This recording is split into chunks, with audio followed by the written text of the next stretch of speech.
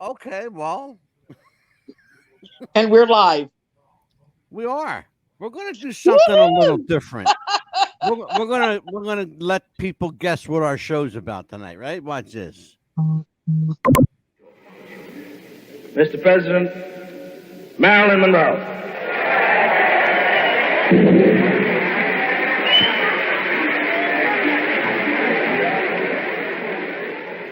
Mr. President, Marilyn Monroe.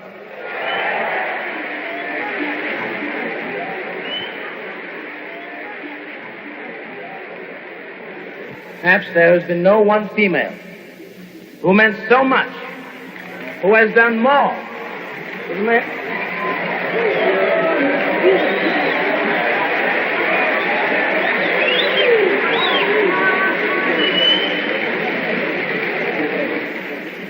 Mr. President, the late Marilyn Monroe.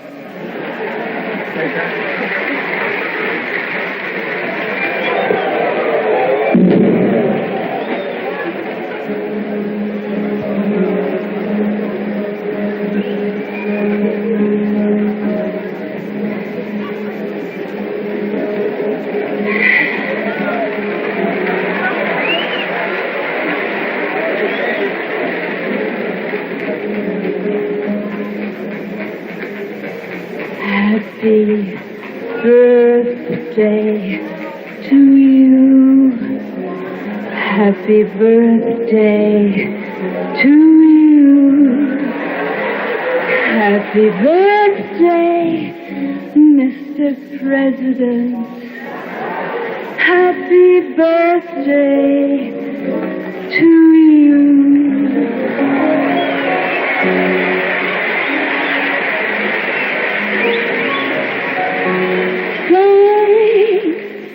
Mr. President, for all the things you've done, the battles that you've won, the way you deal with U.S. Steel and our problems by the ton. We thank you so much. Everybody, happy birthday!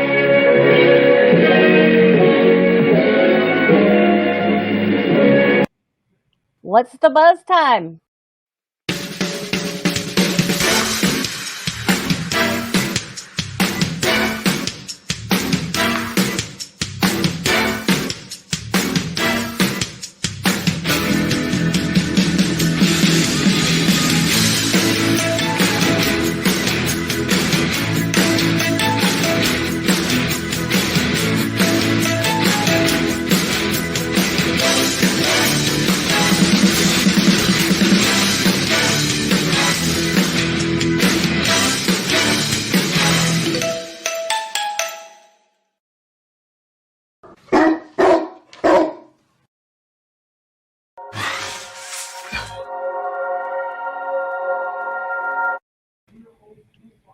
It's 3 p.m. in Anchorage, Alaska.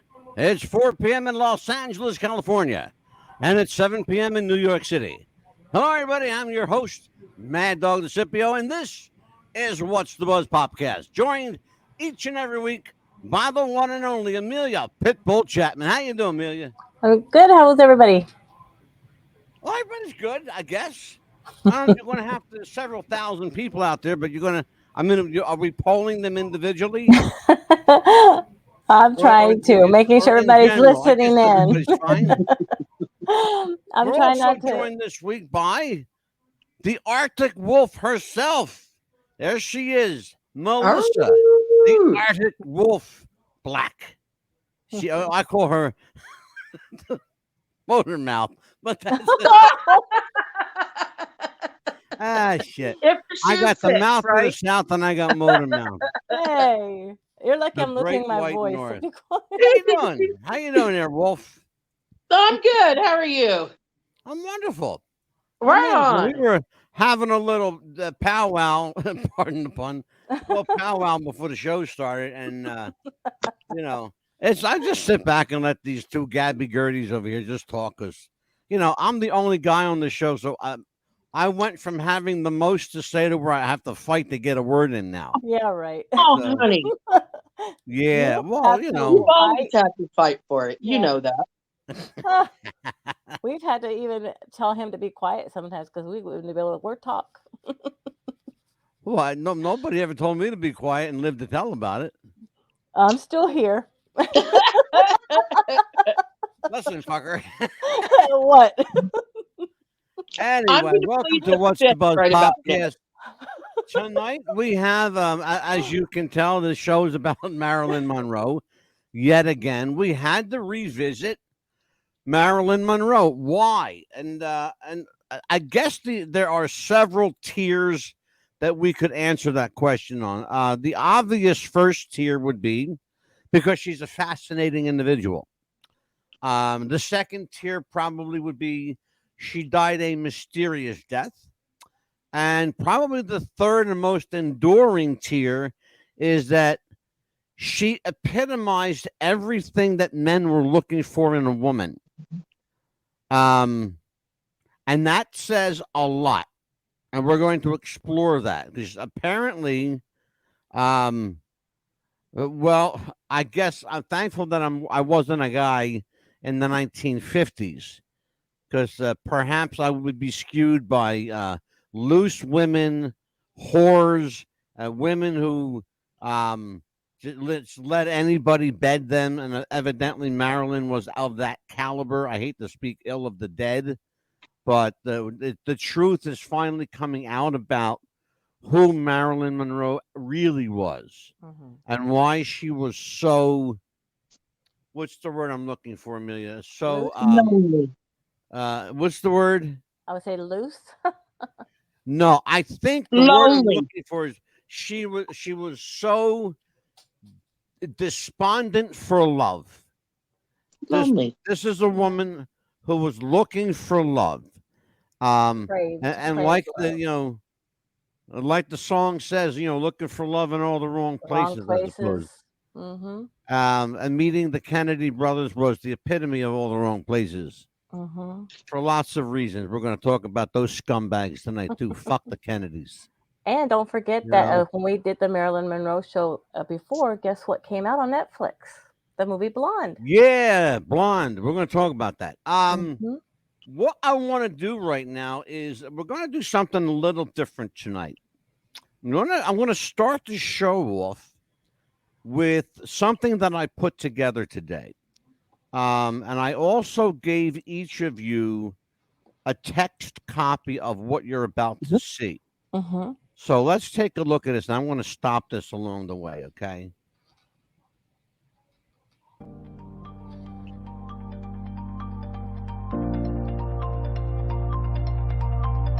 Did you guys see that first one? Yes. For the people who can't see this listening on radio, Marilyn Monroe, little known facts, okay. She had sex with Elvis Presley. That's true. I had to fact check that. That's true. Her real name was Norma Jean Mortensen, also referred to as Norma Jean Baker. I'll explain later in the show why she's called Mortensen and Baker. She's considered one of the sexiest women in the history of cinema. She was married 3 times. She had a relationship with the Kennedy brothers. Robert Kennedy gave the command to kill. The way in which she died holding the phone is consistent with a call for help. So, that's just the beginning. We've got about an hour and a half ahead of us.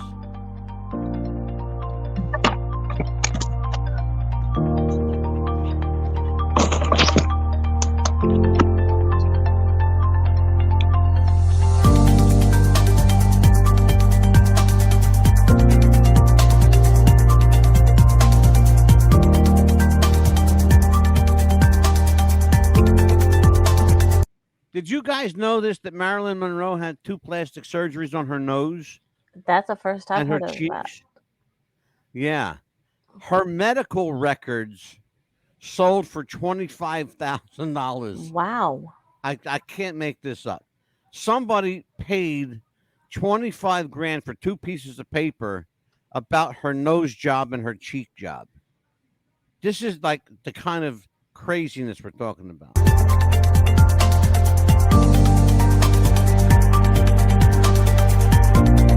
Trivia question. Marilyn Monroe became the second woman in Hollywood to own her own production house, which was called Marilyn Monroe Productions. Who was the first woman?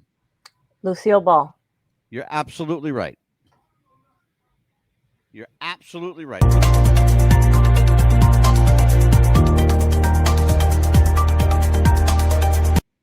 Marilyn was intelligent. She had an IQ score of 168, which was more than Albert Einstein and Stephen Hawking. Wow. That's craziness. Wow. Okay. And I'm going to blow your mind. Mine's over 200. I can't make that up. She was the first Playboy cover model. She got paid $50 for the photo shoot.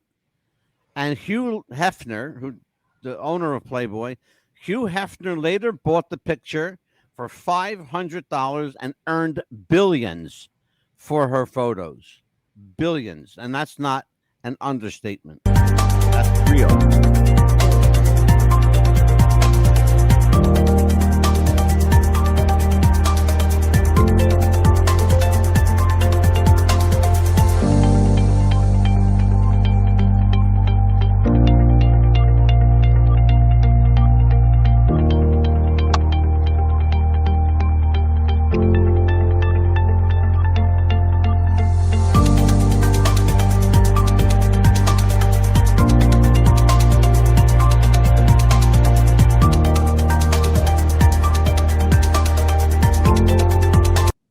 These are some of the earliest known photos of Marilyn Monroe when she was still called Norma Jean Baker.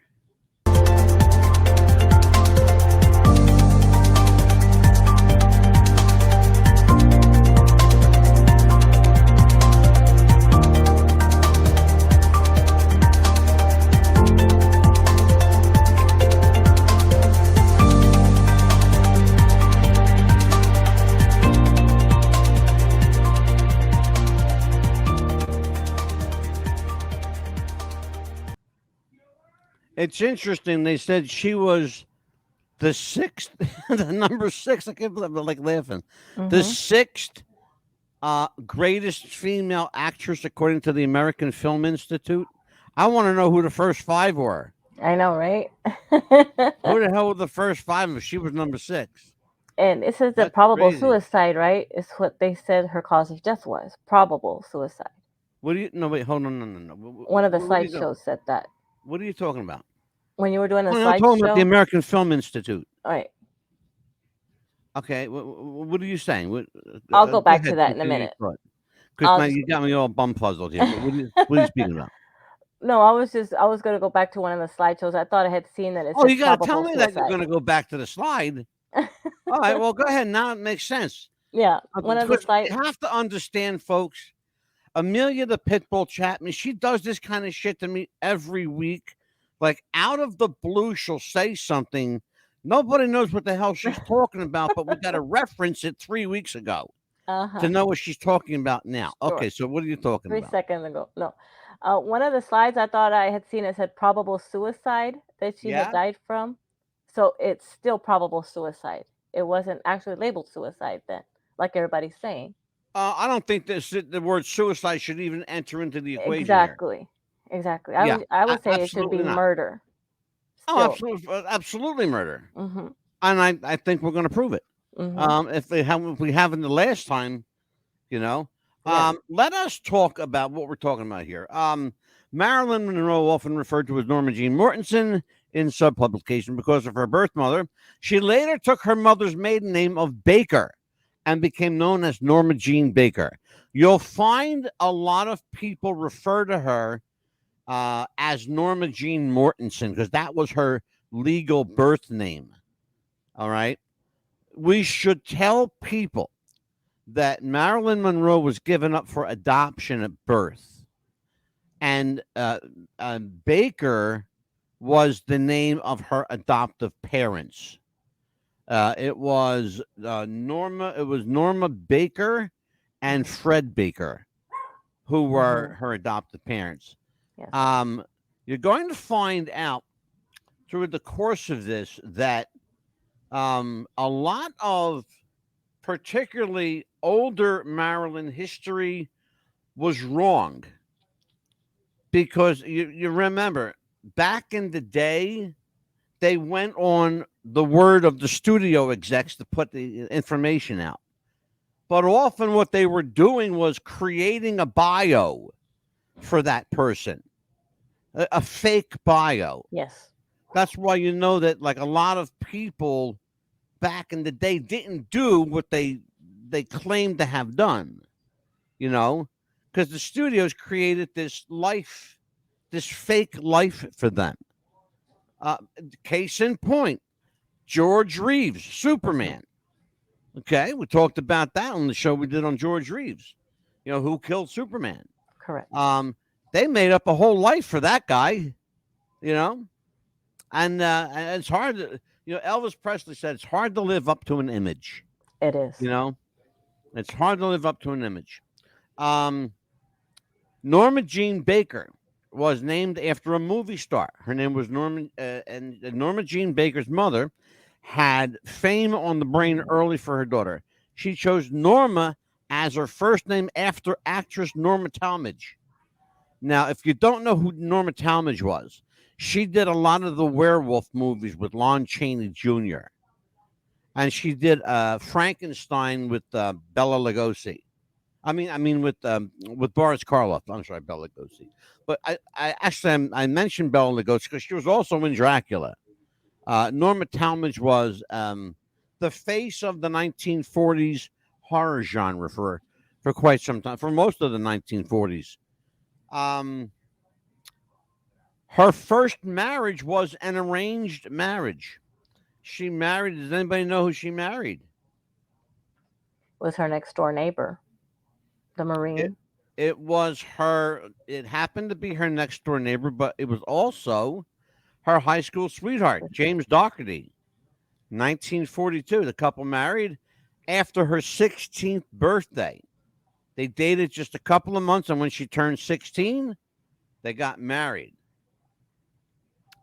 If Norma Jean Baker, Marilyn Monroe, had gone with her first choice of stage names, the name Jean Adair would be a household name today. Because that's what it almost became, Jean Adair. It's interesting. According to Baker's sister, Marilyn Monroe had a sister that people didn't know about. Interestingly enough, her sister today is still alive. She's still alive. And she's almost 94 years old. Wow. Yeah, she's still alive today. Yep. And she didn't find out she had a sister, Marilyn, until she was 12, right? Years old. 11, 12, yeah, somewhere around there, yeah. Baker chose Monroe as her surname because it was her mother's maiden name. In her autobiography, Monroe said she was told that President James Monroe was some relation to her, but no evidence has ever been supported to prove that. Given her life, would it surprise me? Not at all. Not at one little bit would it surprise me. Marilyn came from a studio executive. We were just talking about that. Mm-hmm. I just told you guys how the studios used to make stuff up. Marilyn came from a studio executive who thought she resembled Marilyn Miller, an actress who, coincidental, listen to this one, an actress who died at 37. Marilyn Monroe was 36 when she passed away. Okay? Interesting stuff. Too coincidental. They say suicide. Yeah. Not so much, I think not. Mm-mm. I don't. Marilyn Monroe was Truman Capote's first choice to play Holly Golightly in Breakfast at Tiffany's. Before her makeup was applied, this is true. I had to fact check this. Mm-hmm. Marilyn used to layer on Nivea cream on her, just layer it, and Vaseline, believing it made her look more luminous on film. And that's why in every movie that you watch, she seems to shine. She seems to glow. Well, she is, because the lights are bouncing off her face. She's got like layers of cream and oil on her face. Despite its great vogue in California, she says, I don't think tan skin is any more attractive or any healthier, she said. I'm personally opposed to deep tan because I like feeling blonde all over. Now, that's something I would expect Marilyn Monroe to say. She said that for real. This has all been fact checked, by the way, folks. Mm-hmm. Actor Eli Wallach recalled that Marilyn Monroe seemed to flip an inner switch and turn on Marilyn on and off at will. And as way of proof, they were walking down Broadway together, the two of them. And the next minute, she was swarmed with attention. I just felt like being Marilyn for a minute, she said. He remembers her saying. And the story is absolutely true. And I wish to God, I wish I could make this stuff up. It's just so fucking bizarre. It has to be true. It really, really is. It is.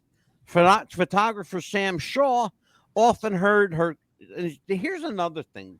I want to, before I go to this one, I want to give a little backstory here. Marilyn, and you're going to hear it on some tapes tonight and some film. Cool. Marilyn used to refer to herself as Marilyn in the third person.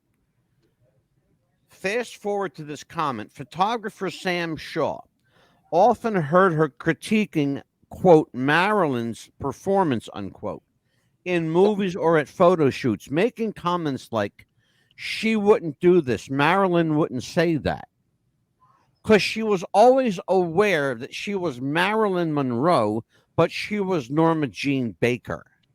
Mm-hmm. She knew that she was Norma Jean Baker. She never forgot that. She was a lonely, scared little girl who wanted to know her dad, who never knew her father. And I think that's why she clamored for the attention of men her whole life. And she loved older guys. Yes. That bothered Mm-hmm. Yeah, it was very much, a daddy issue for sure. Yes, it was. Big time daddy issues. So let's talk about Marilyn a little bit. I want to go Melissa, because and I think you're the person to go to on this one. Okay. At the beginning of the show, before we went on the air, you said that you knew who Marilyn was, but you didn't know a lot about her. I found that fascinating. How could you not? In order to explain that, I would have to explain the kind of household I grew up in. You got time? I'm adopted as well. Yeah. My name was legally changed from my birth name to the name that I legally have now, which is Kayleen, but Melissa Black is my birth name, which I found out, which is the name I am choosing to go by because that's who I was called. But I can almost identify with Marilyn as far as the acting, flipping a switch and acting like Marilyn. Yeah. Because in a lot of ways, when your names are changed like that, you almost develop two separate personalities. Absolutely. You have your birth person, who is one completely separate person from your celebrity person or the person you are named when you become adopted that you grow up as. Absolutely. So it's like having a split personality. It's two different people in one. Yeah. Honey, I live with that every week. I do. Mm-hmm. I know that Marilyn's mother. I get away with, and it's just we could talk about this. Mm-hmm. We can do.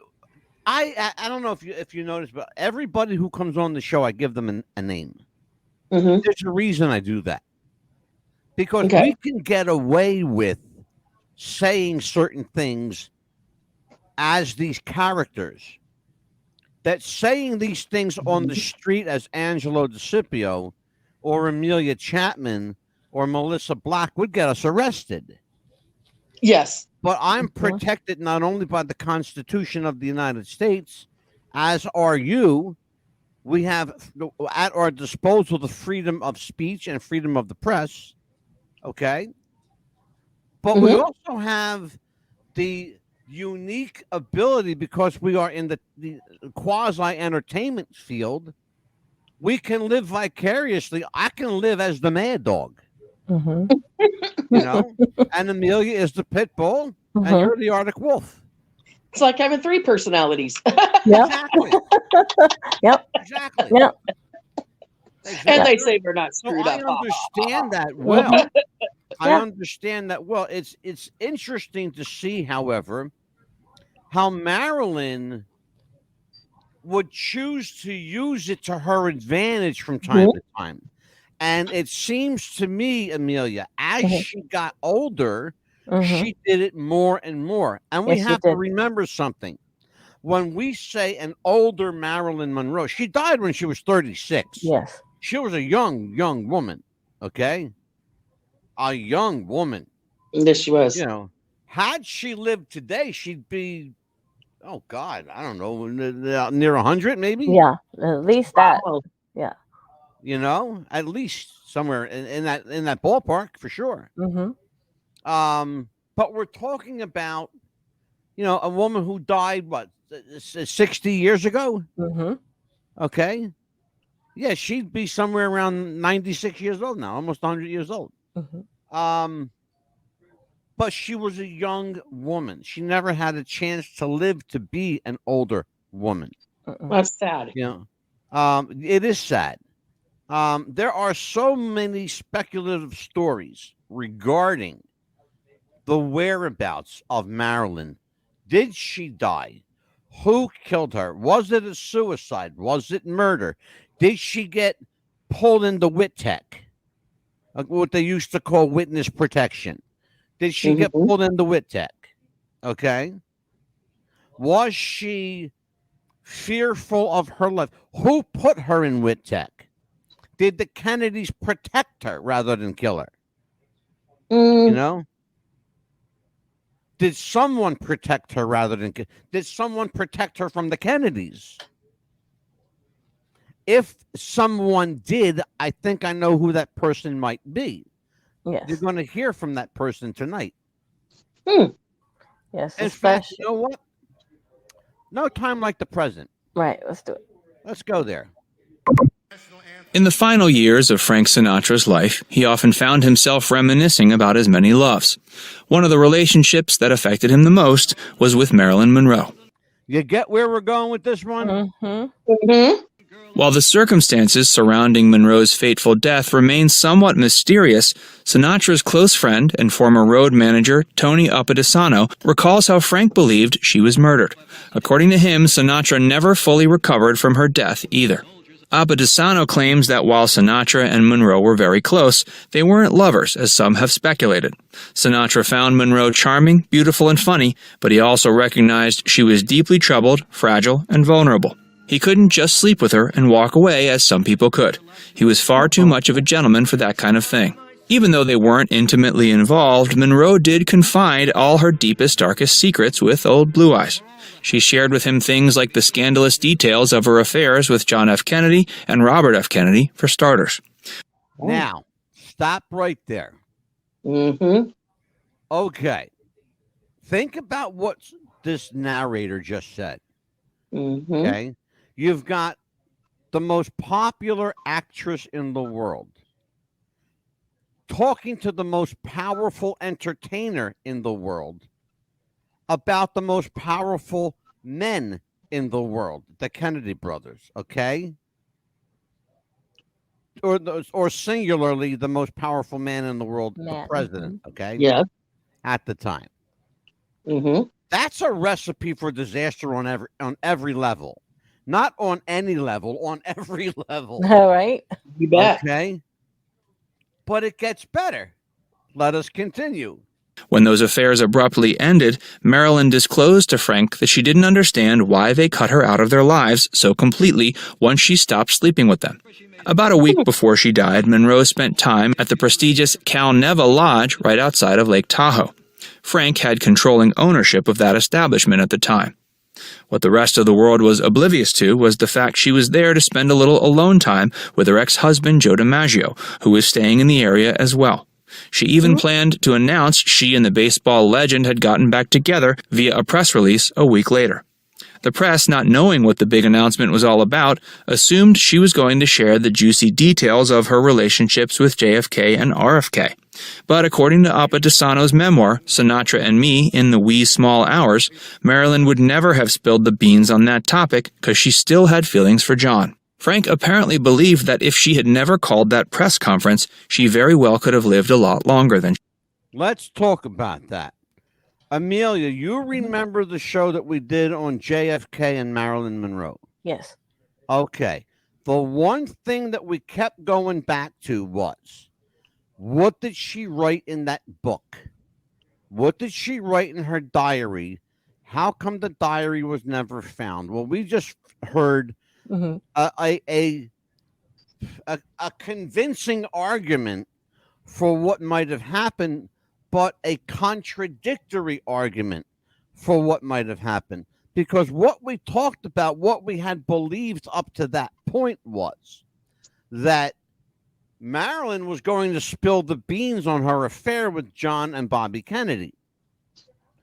According to what she told Frank Sinatra, she would never be, she's not a kiss and tell kind of girl. No. I'll paraphrase, okay?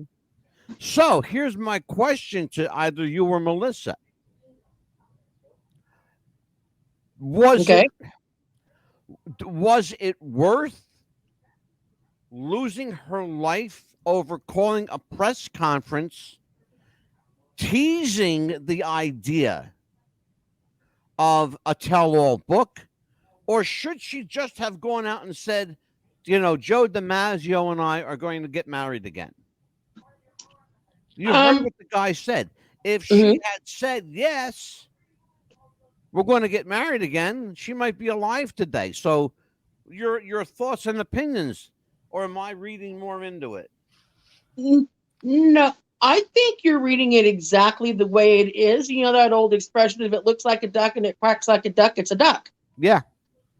And my thing would be, what were they so afraid of her exposing that they felt the all of a sudden fire need to just get rid of her real quick before she exposed whatever dirty secrets they thought she was going to expose, when in fact that had nothing to do with it.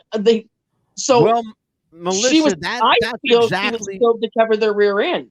Yeah, Melissa, that's exactly what we spoke of on our Marilyn and JFK episode.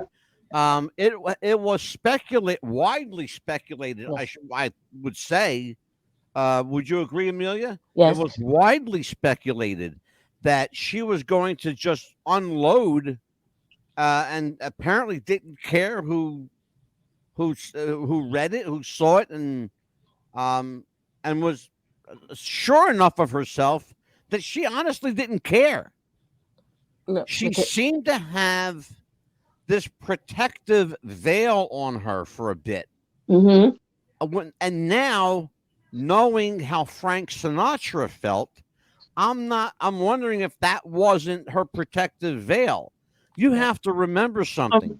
Frank Sinatra from the 1940s, the 1950s, all the way up to his death in 1998, right, when he died? Yes.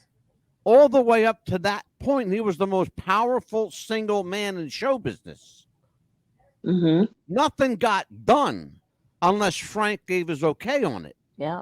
All he had to do is like that, especially in Las Vegas, Atlantic City, any of the gambling meccas in the world.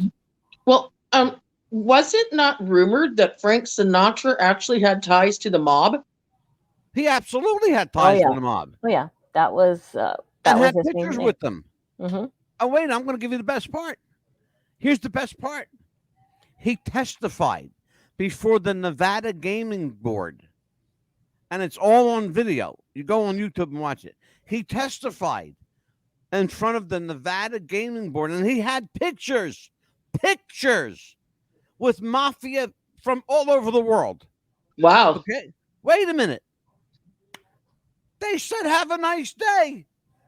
Mm-hmm. They let him go. Yep. They let him go. They said, Mr. Sinatra, thank you for showing up. Have a great day, sir. Yeah. Only Sinatra. Yeah. Only Frank Sinatra could do that. Well, it doesn't take a stupid dog to know when he's bit off more than they can chew. You know what happened? No, Melissa, let me tell you what happened. You had a bunch of grown men that became teeny boppers again for a minute, okay? That's what happened. That's what happened. Let's continue. She did. Just days after her untimely passing, Sinatra's attorney Mickey Rudin, who happened to also work with Monroe, broke the news to him she'd been killed. There was a rumor floating around at the time that even seemed to suggest that mob boss Sam Giancana's minions may have somehow been involved. Some of those men even claimed some level of involvement in her slaying. According to Appadisano's book, Frank had several sources close to Monroe that told him the same story. According to his intel, Monroe was murdered with a Nembutal. I want you to see that picture, Melissa, because you've never seen this before. I want to tell you who's in this picture. There's President Kennedy. There's Marilyn Monroe. Keep an eye on the dress. It's important. There's Bobby Kennedy. And the guy with the glasses and the smile, his name's Allen Dulles. Remember that name, Allen Dulles. Dulles Airport in Washington, D.C. Now Ronald Reagan Airport in Washington, D.C. Allen Dulles was the head of the CIA at the time. J. Edgar Hoover was the head of the FBI at the time. Let's continue. Suppository, and either Robert Kennedy or the Mafia were involved. More than 5 decades later, the truth remains elusive. Countless conspiracy theories have been in circulation for ages, but Appadisano still admits he hasn't been able to lay them to rest. He can confidently confirm, however, that Sinatra remained haunted by her death to his grave. Monroe was one of Frank's best friends and closest allies. When his fellow Rat Pack brothers Sammy Davis Jr. and Dean Martin got together at Frank's Palm Springs compound, they'd often reminisce about. Anyway, so what do you think? I've never seen that one before. No, but that dress looks a lot like the dress that she was wearing when she sang "Happy Birthday, Mr. President" to him. It's exactly the same dress. What you're looking at was the after party of the party at Madison Square Garden. Okay. What you're going to see in a little bit, and Amelia knows what's coming because she saw it before. I want to get the full scope here. I want you to just take a look at this. Oh.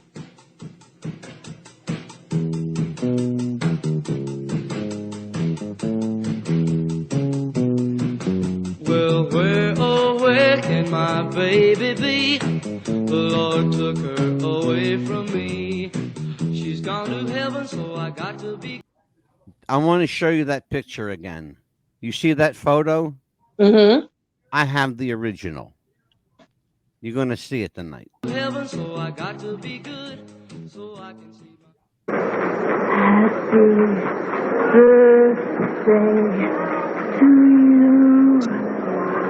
Happy birthday to you.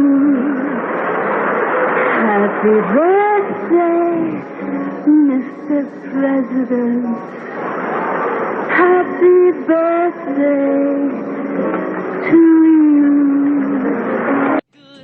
So I can see my baby when I leave this world. And so, my fellow Americans, ask not what your country can do for you. Ask what you can do for your country. In my daddy's car, we hadn't driven very far. There in the road, straight ahead. I hope we got something here. But please don't make me look like a joke.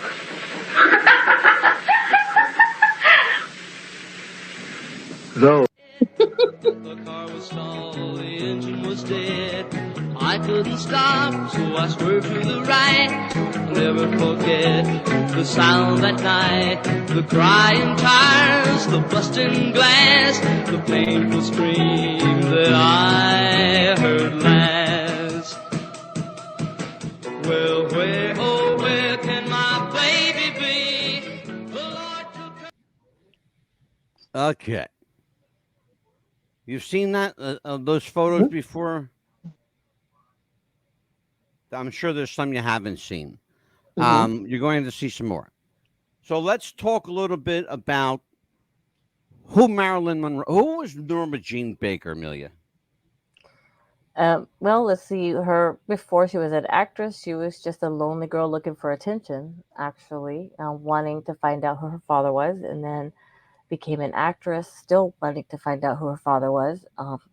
Wanting, of course, attention on the silver screen, and that's how she found it. But unfortunately, the way she found it, she had to pretty much sleep with everybody in town just to get a role, basically. Yeah. From what I saw, in the movie Blonde, that got more. Well, the film Blonde, and I want to thank Netflix for, because we're going to see a little piece tonight. Yeah. Blonde paints the picture of Marilyn Monroe as a sleazy, lonely, intelligent, but naive. Very naive. It's hard to say those two words together, but it's absolutely true. Yeah. A lot of people that are incredibly intelligent are very naive. And what hit me hard was that every time when she got pregnant, of course, she lost the baby, and that was the hardest. She got pregnant 6 times. And that was the hardest for me because, having kids and that hard, because she never got to experience having a baby. Let's just be honest about it, though. You're like the mama's mama, Yeah. Well, she never got to experience having a baby. That was the hard part. Like you said, she never got to experience that. She died too young. Basically. She never got to experience like true love. Exactly. The closest she came to true love was Joe DiMaggio. Yeah. That's why whenever she got in trouble, she'd go to him or Frank Sinatra. And then she would call him daddy instead of husband or like that. She would call him daddy instead. She called every man she ever been with daddy. Daddy, exactly. So I don't know if she was looking for a true love or a daddy figure. So that she clearly had daddy issues. Yes. That's evident by the fact that every man she's ever been with or bedded was substantially older. Both Kennedy brothers were substantially older than Marilyn by many years. Yes. Joe DiMaggio was almost, at that time, 27 years her senior. Okay. You got to also remember Arthur Miller. Yes. Was 30 plus years her senior. She was 36. He was almost 70. Yes. At the time. Of course, one of the greatest playwrights in American history, Arthur Miller. Especially screenwriter. Oh, yeah. He wrote a screenwriter. A great playwright. Very great. But we're talking about a young woman that, at least from my jaded male perspective, clearly looking for a daddy figure, looking for somebody to support her, looking for somebody as a financial nest egg. Why? I don't understand that, because she had her own money. She had millions of dollars. And very smart. Very smart. Yeah. And then when she died, she was almost broke. I don't understand that. Yeah. Where did all her money go? Yeah. It couldn't have gone to furniture to her room because, Well, you're going to see some. We're going to show you a picture tonight of the death scene. You're going to see several death photos. Before you do, I will, of course, issue a disclaimer. But you'd be hard-pressed to convince me then or now that those photos were actually taken in any bedroom of any kind. Because to me, and I've been around a lot of film sets, and I've been in a lot of television studios, and that looked like a studio from Jump, brother. That looked like a studio from jump. Yes. Um, And then the photos in the casket. I had a friend that worked at a funeral home, and that to me does not look like a funeral home. it doesn't. No.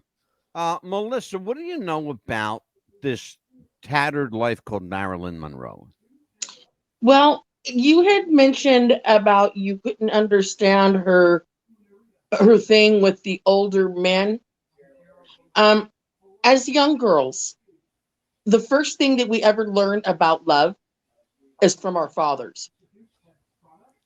If she grew up without having a father, then the only idea she would know that what love should be, which she never had, would be the love of an older man or a father figure, which she didn't have. So she was, in my opinion, was seeking that acceptance, that acknowledgement, that comfort that you get from your daddy. Every little girl wants to have a daddy. Every little girl needs that. She seemed to be in dire need of even more than love. And I'm going to say this, and I thought about this a lot. I thought about it at the last show, and I didn't say anything because I thought, no, maybe I'm wrong. But it seemed to me that even more than love, she was in dire need of acceptance.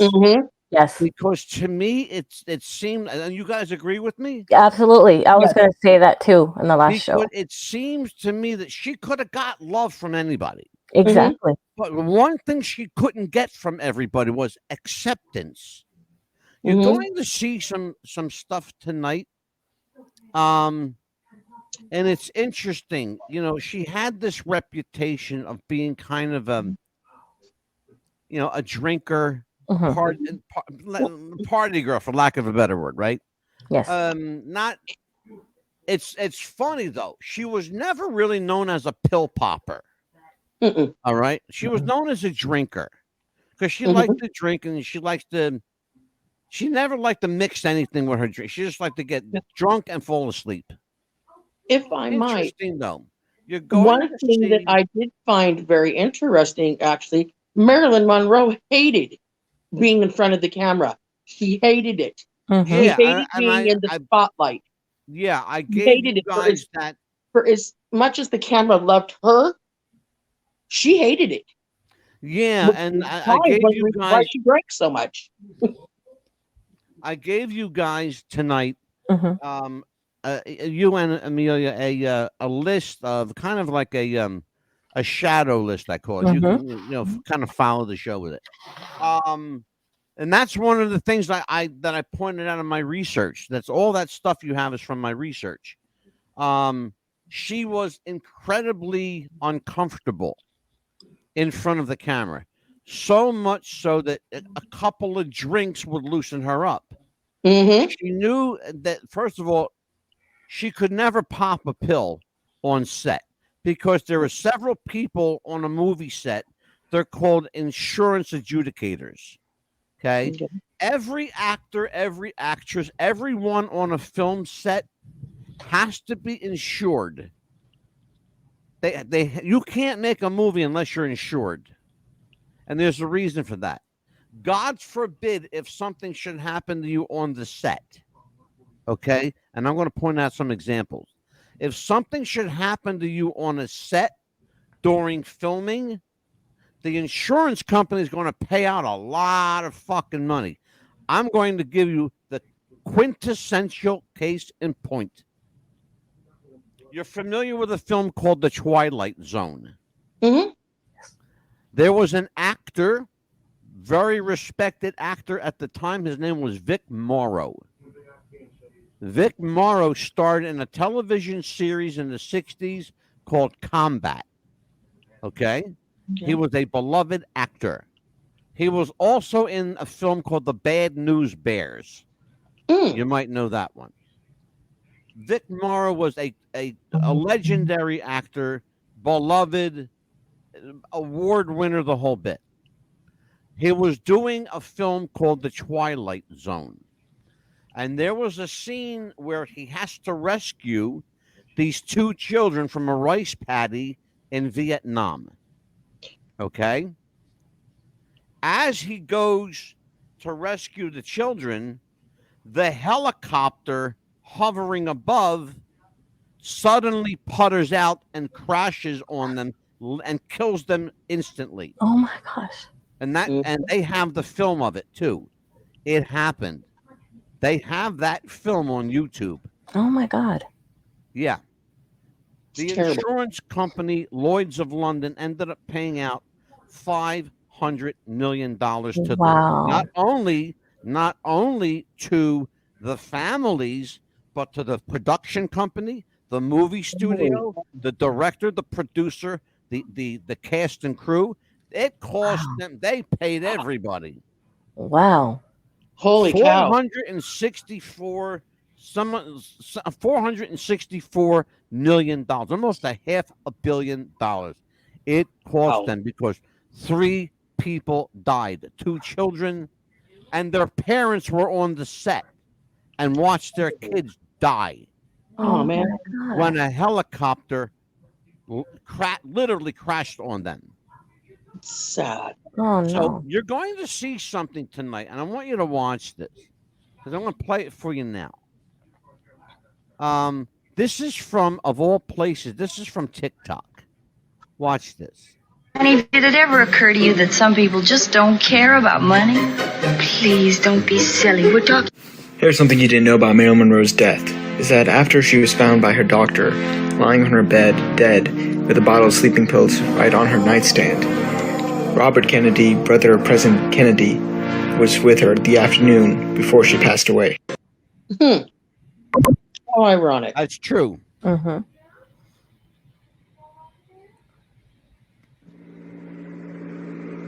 Okay. Now, I just told you that story about the insurance company. This is Marilyn. She had already done a dozen films up to this point. She's on the set of a film called Something's Gotta Give. Okay? Okay. They're making her screen test. That's never been done before for an actress with 10, 12 films under her belt. In other words, they're making her prove herself that she's clean, that she's sober, and she's ready to work. This is the film that she would end up dying in the production of. Do I feel happy in life?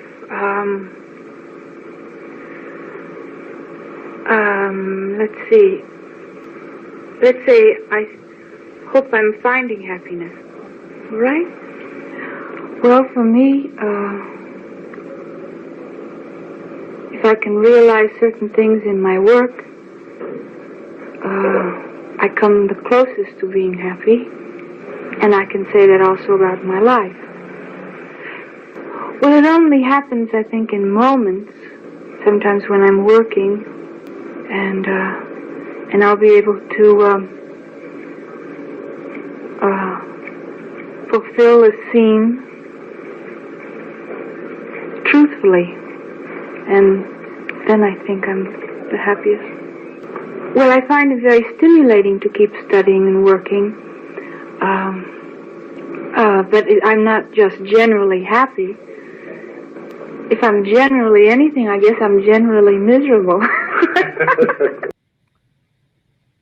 I'm showing this clip, and no one other than me sees an obvious and ominous missing piece here. Are either of you like detectives like I am? What, Amelia? How many times have you seen Marilyn in the different shows we've done? Right? Yes. What's missing? Look at her face. What's missing? Yeah. Let's see. Look at that face. What's missing there? Her smile. Besides her smile, which is clearly, it looks put on to me. Yeah, it's what's missing is like her voice, like somebody's really talking. It's like it's not her, basically. She looks Stop high. right there. Stop right there. You just said it. It's not her. That's not Marilyn. And did you notice the table in the background, that round table? Yeah.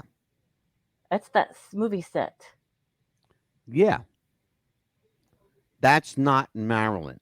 Because There's look at her something face. missing. What's missing? Her mole. Thank you. Her mole's missing. Her mole. I showed a dozen pictures tonight of Marilyn with and without her mole. Not one person said anything. Not one person. Yeah, her mole is missing. Yeah, watch. But I'm not just generally happy. That's not her. If I'm You just saw. But I'm. That's not her right there either. That's not her. It's not. It's not. That's not Marilyn Monroe, which gives credibility to what I said a month ago. It wasn't her. Remember how many dead blondes did we see? Oh, at least 4, 5. Okay, 3 or 4. 4 probably. Yes. Watch. Not just generally happy. If I'm generally anything, I guess I'm generally miserable. And that's a wig. I don't know. Her hair's too white. She looks to me, Melissa, she looks to me like a woman trying to be Marilyn Monroe. And her hair's too white. But if you look at the hair on her, the hair goes 2 separate directions.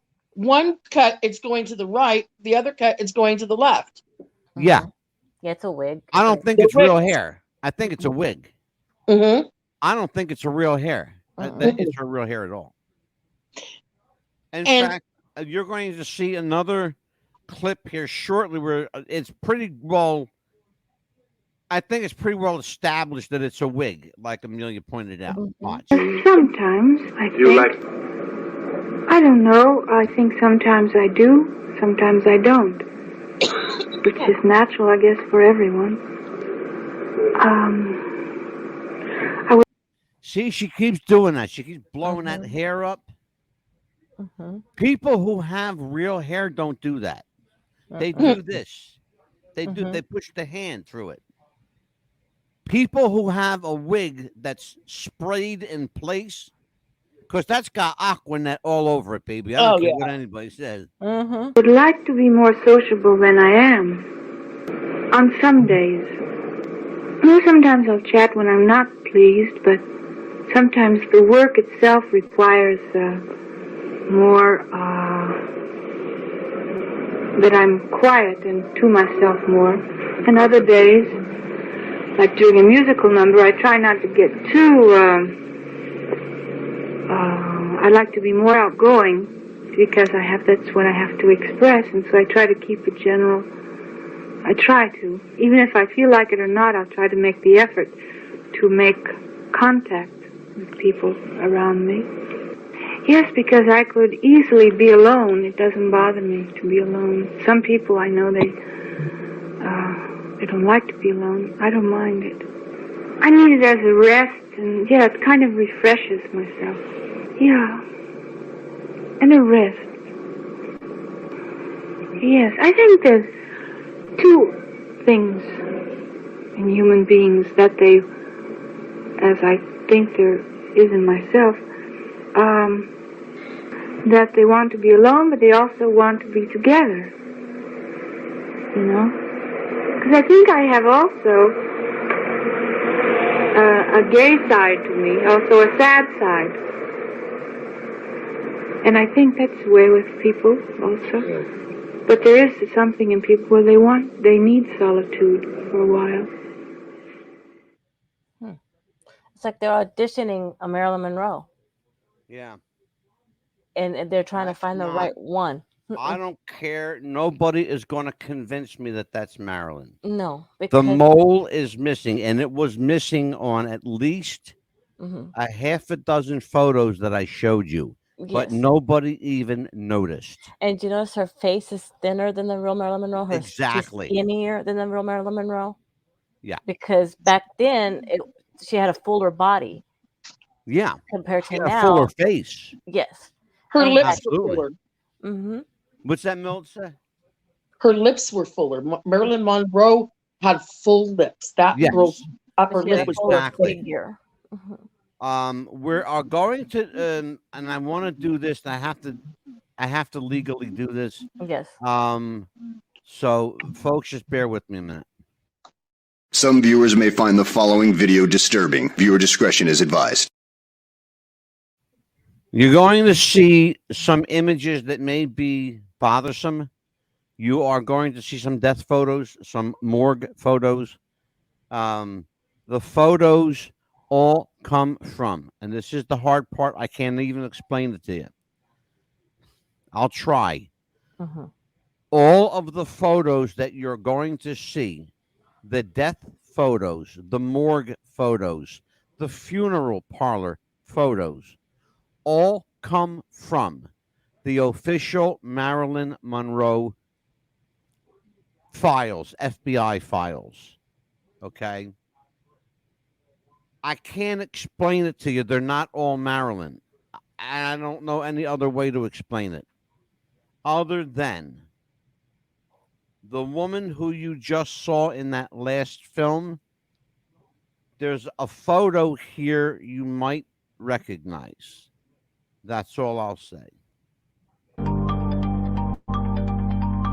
And Melissa and Amelia, if at any time you want me to stop this for questioning, please tell me to stop.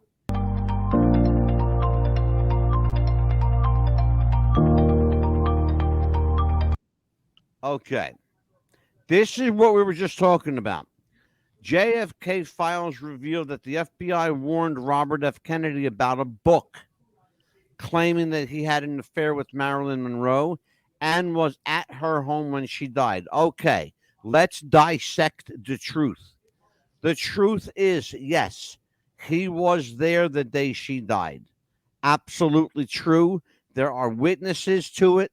And it's a part of the public record, including Peter Lawford, the guy who you heard introduce Mr. President, the late Marilyn Monroe, during the Happy Birthday song. Okay. He was there that day as well. All right. The book. There was never any proof that the book was going to out Robert or John Kennedy as having an affair. The book, it was told to Frank Sinatra, was going to be an autobiographical book, and stating that she was, very much in love with Joe DiMaggio, and they were going to have a press conference, and that was the extent of it. The FBI contained multiple memos about the 1964 book, The Strange Death of Marilyn Monroe by Frank A. Capel. J. Edgar Hoover wrote RFK's memo telling him that the book claimed that RFK alleged affair with Monroe was a well-known secret in Hollywood. And it was. It absolutely was. John and Bobby Kennedy were going back and forth to Hollywood all the time. Why? Because they weren't known out there. Exactly. They were products of the East Coast Ivy League. They've been going to hooking up with movie stars since the 1950s, long before John Kennedy announced his candidacy for president. By the way, he got elected with the help of Frank Sinatra and Sam Giancana and his old man, the bootlegger. Oh, yeah, you forget about that. Joe Kennedy was not squeaky clean. He was a fucking gangster that ran rum during Prohibition. Forget about that part, don't you, folks? Yeah. See? They're trying to rewrite history, make Kennedy look out like he was a nice guy. He was a fucking creep. All the Kennedys had baggage. All of them. Teddy Kennedy got away with murder. Killed the fucking girl in his car. Drove off a bridge drunk. He let her drown and he got out. Nice guy, Teddy.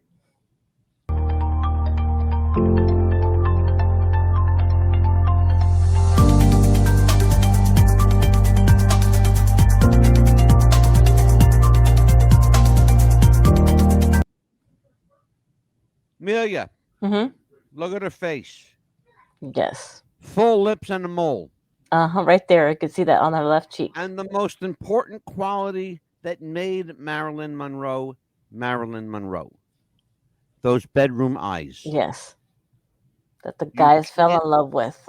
You can't fake them eyes.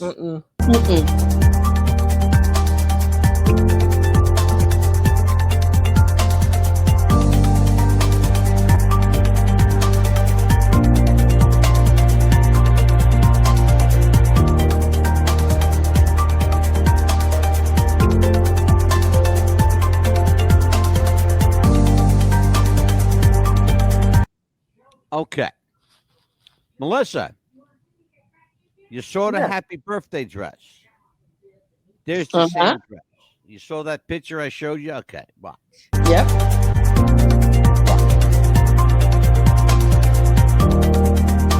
There's Alan Dulles. There's John Kennedy. There's Bobby Kennedy. There's Marilyn Monroe.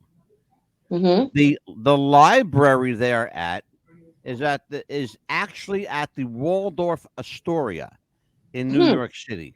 After the Madison Square Garden shindig for President Kennedy, they had a private event at the Waldorf Astoria. Okay.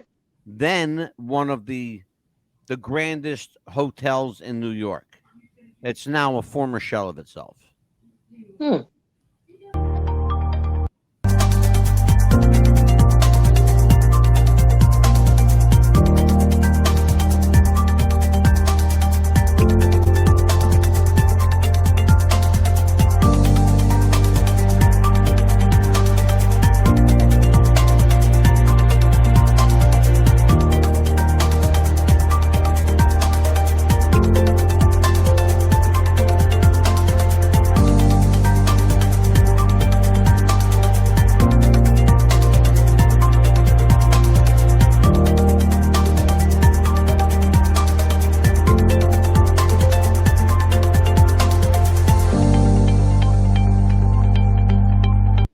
Okay. I showed this photo on the last show we did on Kennedy and Marilyn. And boy, did I get hammered for this one. But guess what?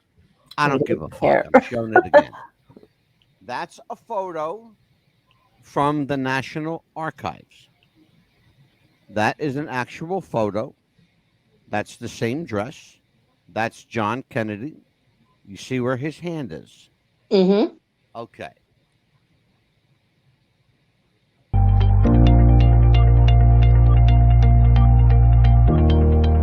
Oh, by the way, did I mention they didn't know they were being photographed? Of course Here's not. another one. There's the dress.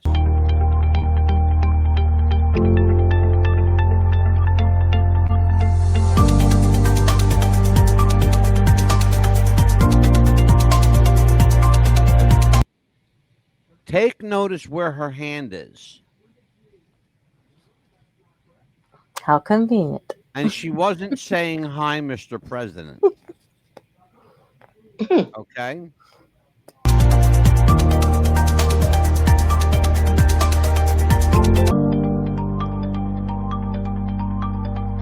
Okay. Let's point everybody out here.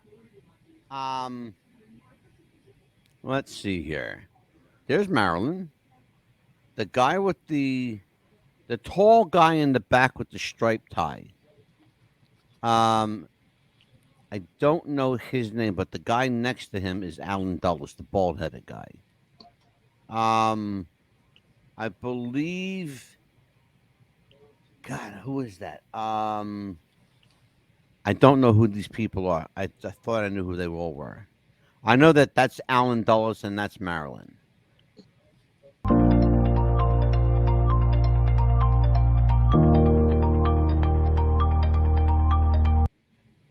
Okay. This is a series of 4 photos. I want to try and show you a closer photo.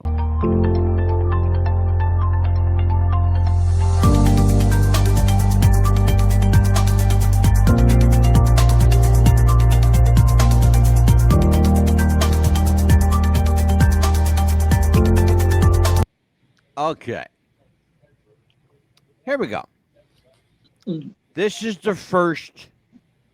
They're calling this, if you can believe it, they are calling this the official autopsy photo of Marilyn Monroe. No way. That's what they're calling. Mhm. Go on Google it. Mhm. I'm serious right now. Go on your phone and Google Marilyn Monroe autopsy photo. That's what's going to show up. Mhm. Okay? Yeah. Watch.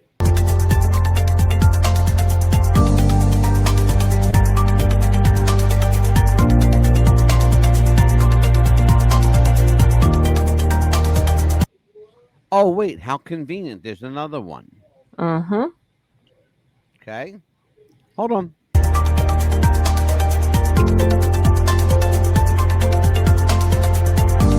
Same photo, by the way, just enhanced a little bit.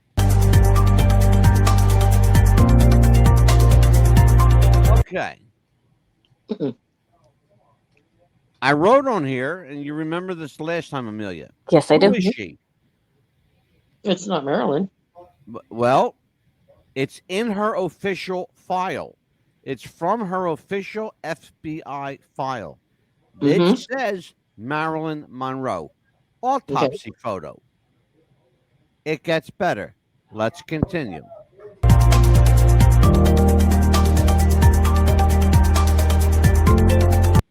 Oh, yet another one. The only thing that these photos have in common is that the nose looks beat up. Now, I want people to think about something. Marilyn Monroe allegedly died from a drug overdose, suicide. Okay? I've never seen a person in a state of suicide that beat the shit out of themselves before they killed themselves. Okay? This woman's got a fucked up face. She's got a bruise on her cheek, a broken nose, and a black eye.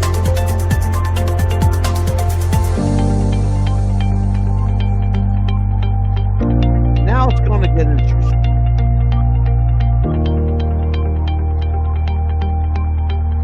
Okay. We know this is the inside of her house. We know that because there's a black and white photo and there's a color version of the same photo. And it's clearly taken in her house. We know that.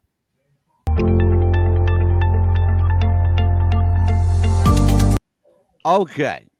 Amelia. Yes. This is a movie star's bedroom. Melissa, look at this very carefully. You're a pretty good detective, right? Look at this. I want you to look at the crime scene. This is a movie star worth millions and millions of dollars. It's a freaking wreck. Thank you. I mean, want you to notice something wide else. open. Closets are disarrayed. Clothes are disarrayed in the closet. Those are expensive clothes. They're in complete disarray. It looks like someone went through, ransacked it, and trashed it. Well, wait a minute. I got one better for you. Look at the bed. Look at the box spring. Look at the mattress. The box spring is on the floor. It is. A college kid lives like that. It gets better. Take notice of that scene. Notice the position of the bed. Okay? Because you're going to see a very different angle now.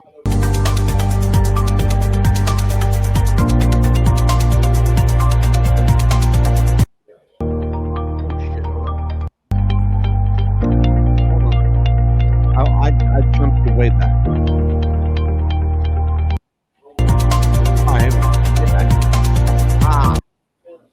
This has always been a point of contention. Yes. Amelia, fill everybody in. What are we looking at here? Well, let's see. We're looking at Marilyn Monroe faced upside down with bruises on her back and blood gushing out of her head. Look at her. Her blonde hair is now red matted with red streaks. as And if she's been bludgeoned over the head. exactly. Oh, imagine that. A drug Yes. overdose. Okay, go ahead. And if you look at the table there, that to me would not be what a movie star would have as an end table, especially the lamp. And if she's taking all those pills, wouldn't you have a glass of water right there? You sure would. Hold on. There you go. Yeah. And right there's a blood spot right there. It's on the wall. But it's been airbrushed. There's a lot wrong with this photo. Mhm. It's I'm looking at the completely, lamp. it's completely staged. Yes. Diana Payne Golden says, "What the hell, Diana? If you're watching the show with me here, I'd love to have your opinions here. Remember, Marilyn Monroe allegedly passed away from a drug overdose, but yet she's got gashes and bruises all over her body. She'd been bludgeoned over the head with a blunt instrument. Take notice of the blood streaking down her face.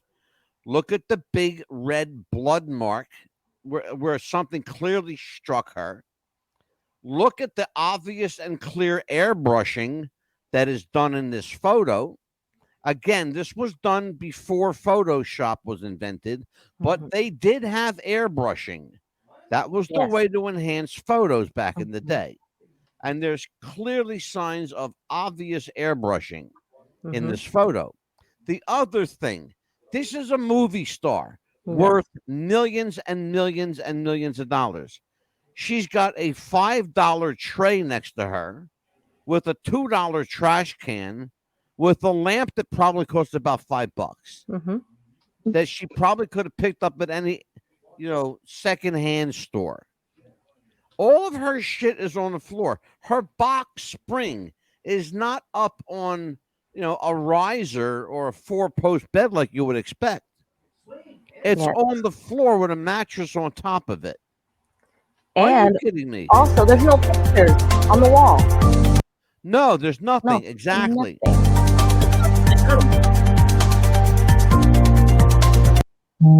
Okay, Amelia, let's see if you remember from the last time. Yes, the broken window was Okay. broken from, if you're going to break into somebody's house, you're going to break in from the outside in, but the window was broken from the inside out. Yes. Why do we know that? Because the way the glass was inside the carpet. Nope, inside the of the house. glass was outside Outside, on the grass. Mhm.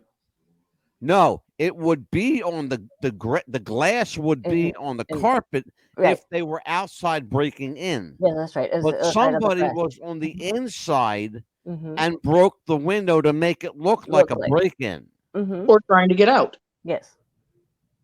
Well, no. Well, they it had could've to. Well, wait a minute. No, I'll entertain that. I will entertain that argument.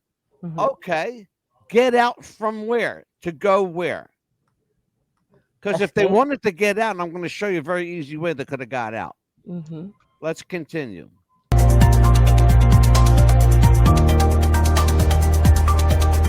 Oh. Okay. This is from, and this is why Amelia and I think this is a studio set. Because it's not consistent. See that brick where that hand is? That's not consistent with Marilyn's house. No. Her home was a wooden structure. It was not cinder block. That's cinder block. And I asked you something about that picture also, two questions after another one, but I asked you a question about what's inside that room as well. Okay, ask. Remember that light in there? Oh, yeah, the light. It's an outdoor light. The light on the wall is an outdoor light. It's an outdoor light fixture. They're showing you fingerprints. You see the door frame there? You see the fingerprint? You see that line at the top? Yes. Okay. There's 3 fingerprints there. They want you to believe that somebody broke that glass to get into that room. When all you had to do was pull the doors open. because there are handles on the outside and inside. All right? Watch.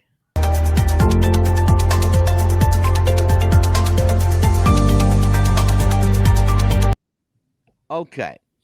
There's something wrong with this photo. What's wrong with it? You want me to First answer? of all, she was laying on her stomach with her face down. Now she's laying on her back with her face up and no signs of blood anywhere. And she's covered. And she's covered. And the hair's shorter. Yeah. Mhm. She's covered. It's like somebody else is One in arm that. is draped over a pillow. Mm-hmm. It, to me, Staged. and I'm going to just tell you what I think it looks like. It looks like a mannequin to me. Yes, like she was replaced. And I'm going to tell you why I think it's a mannequin. Because her shoulder doesn't look natural. Mm-mm. It doesn't look like a human shoulder. It looks like a plastic shoulder. Mm-hmm. Mm-hmm. That's what it looks Like like. that, yeah. Like if it was. Mm-hmm. I'm pretty good at what I do over here. All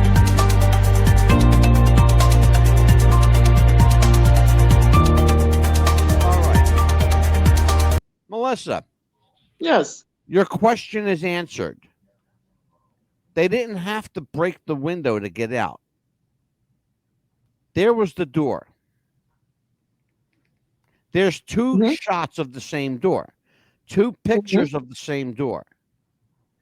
They both open in. You're looking at what amounts to supposedly the hallway in her home. There's a problem with that. That hallway that you're looking at, again, is brick block. It's not wooden or it's not sheetrock. I might be completely out of my realm here, but is that the shadow, a shadow of a figure on the opposite side of that door right there? It is, in fact. Who is it? That was a serendipitous moment by the photographer. Well, whoever it is holding a candles or a flashlight. Yeah. But that's got nothing to do with believe it or not, that supernatural element of this picture has absolutely nothing to do with the photo. That's a completely separate. That was a serendipitous moment by the photographer. He got lucky and caught. He got lucky and caught energy. It looks like somebody from India. I'm going to pass on that. Right there. You can see. Now. That's what I had a question about the last time. I was going to ask you on this. Okay. Time. Amelia, hold on just a second. Melissa? Yes. Pick a door, any door, kid. Because that's a film set. That's a studio set. Okay. And I'm going to prove it to you. Look at the ceiling. Do you see that semi-triangular thing at the top? Oh, that doesn't go all the way up. It just kind of cuts off. Thank you very much. That's exactly what it does. That's my question. It's a set. Nobody is going to tell me, no one is going to tell me that is any way, shape, or form a home or a room in a home. No way. The ceiling doesn't even go all the way up to the top. Okay. The previous photo just said, in 1962, August 1962, Marilyn Monroe died of a barbiturate overdose. If that's the case, why does she have two gaping wounds on her back? Why is she bludgeoned in the back of her head? Why is clear signs of blood dripping down her face? If that is, in fact, Marilyn Monroe. Because we already know, we've seen a video, clearly not Marilyn Monroe, clearly not, and 3 photos of questionable origin. All, God rest their soul, 3 dead young blondes One of them is the real Marilyn Monroe. Maybe, we think. Maybe. They're claiming the coroner, Thomas Noguchi. You've heard that name before. Mm-hmm. Okay. Thomas Noguchi is the same coroner who investigated Nicole Brown Simpson, O.J. Simpson's wife, and testified in the O.J. Simpson trial. That's how far back Dr. Thomas Noguchi goes, because he was just a young doctor when he got this case. Okay, let's continue.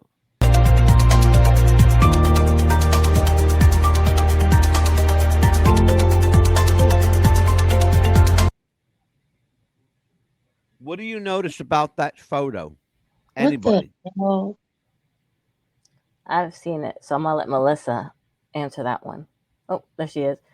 Okay, I will answer that. She is cleaned up. Her hair is combed really pretty.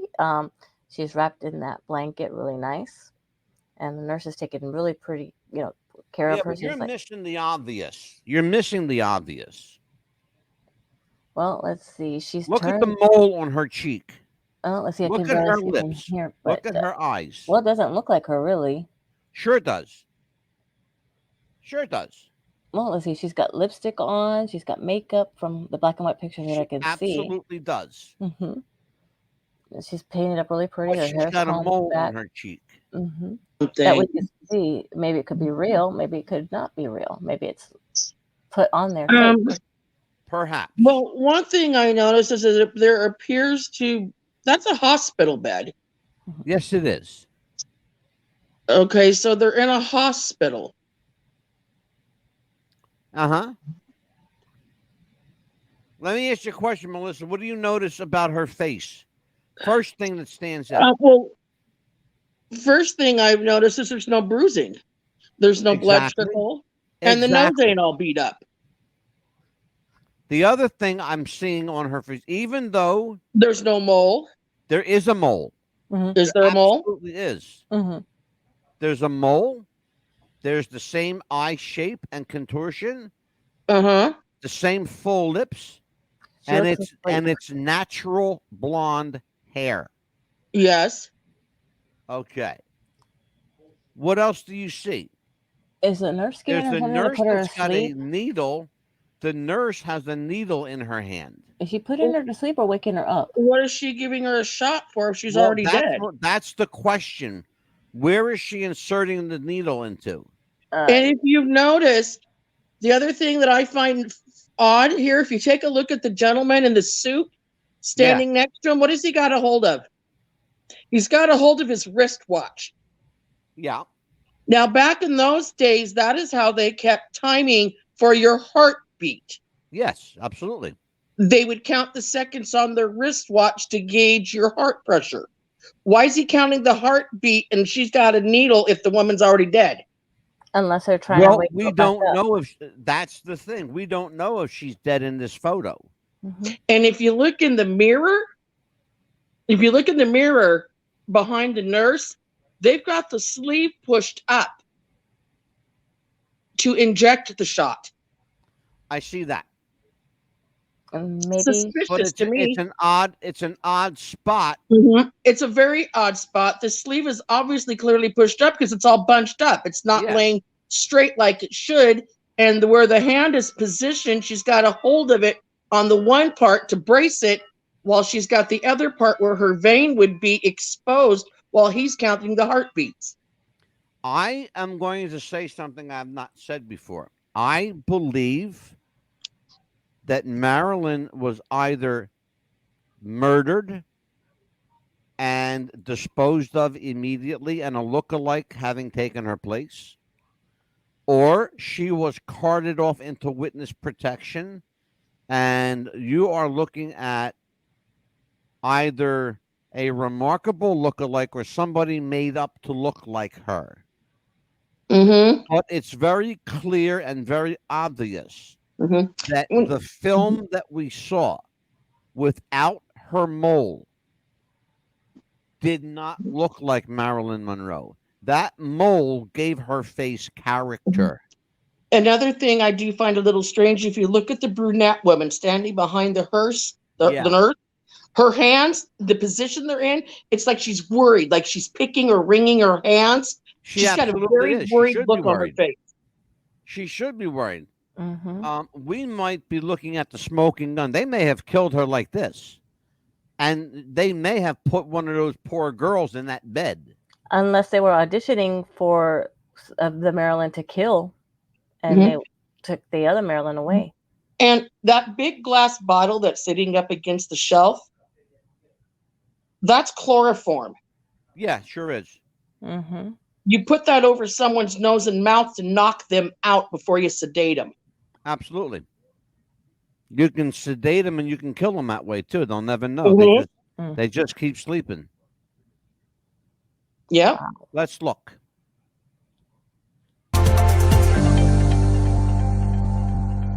Okay. This is where it gets interesting.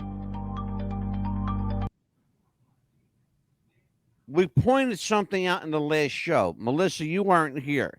But what do you notice right off the bat?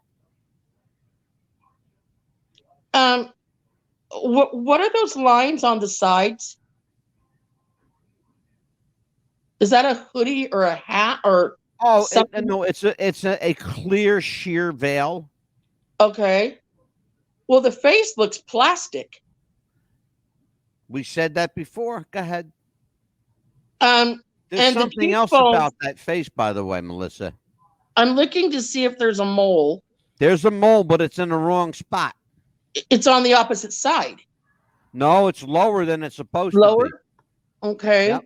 And you know something I've noticed that's really odd? I've always thought it odd, and if you've ever noticed when you've looked at Marilyn Monroe's eyebrows, her eyebrows have always had that widow's peak, that sharp V tip at the very top, the point. Yep. I'm not seeing those. And that's why you're not going to see them, because it's because clearly that was a signature thing of Marilyn Monroe's. Also, Marilyn Monroe outlined her lips with a darker color than the inside was. Absolutely. Let's take a look.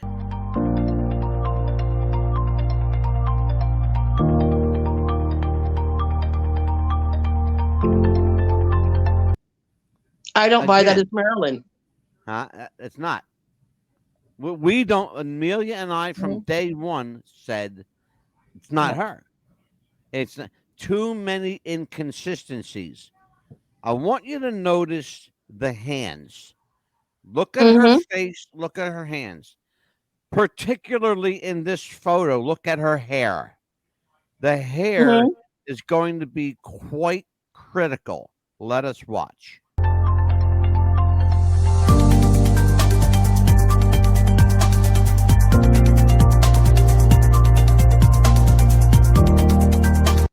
Okay. You saw the hair. Now, you're looking at 5 different versions of the death photo. You're also looking at 2 different color dresses. Okay? And 2 different head wrappings that are tied completely differently. Well, the eyeshadow on the pictures ain't the same either. It's different makeup. Yeah, exactly. Well, it's not the same. We're trying to. You're making our point. The point I'm trying to make is it's not the same person. We don't believe it's the same. We don't believe, first of all, that it's a person. No. I want you to look at the hands, and the one where she's wearing the green outfit. Okay. Her hands are in 2 different positions. Look at them. They're facing down like this in one, and then they're flat across in the other. Now, I don't know a dead body that can do that. No. Somebody would have to do that. Amelia, let's take a look. Yes.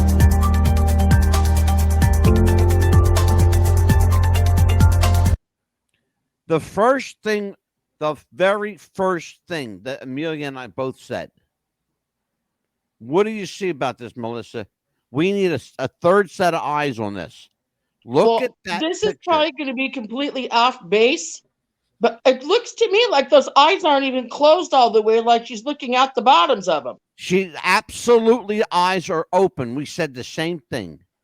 I mean, if you look at, you know, when someone kind of 3/4 of the way closes them, but they're looking out the bottom of the cracks, those eyes and the lips are parked open. Correct. On a dead person mouth, her lips should be shut. Correct. We said this. We the same thing we said. Thank you. I'm glad that we're not crazy because you're saying, that's the first thing. If you look closely, you could almost see the reflection of the eyeball through it. Yeah.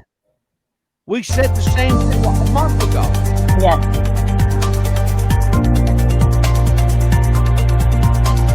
There the clothes.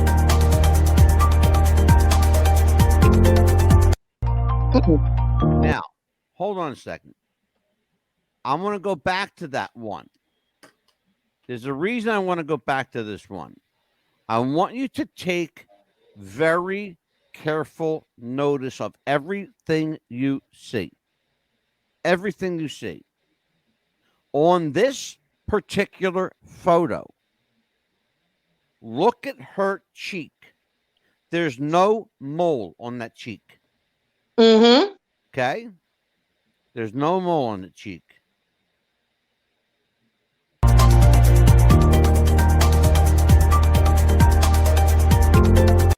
Going back to this photo again, you're going to tell me, please somebody make me a liar. You're going to tell me that a woman regarded as the most beautiful, most successful actress of her era, of perhaps all time, who had money, who had fame, who had success, who had all these trappings of success. You're going to tell me that this is how she lived in her bedroom? No. This should be. This is her happy place, her refuge, her place to get away. Are you going to tell me this is how she lived? I don't think so. Please, somebody out there. Please, somebody out there. You know, Diana Golden, tell me if I'm crazy.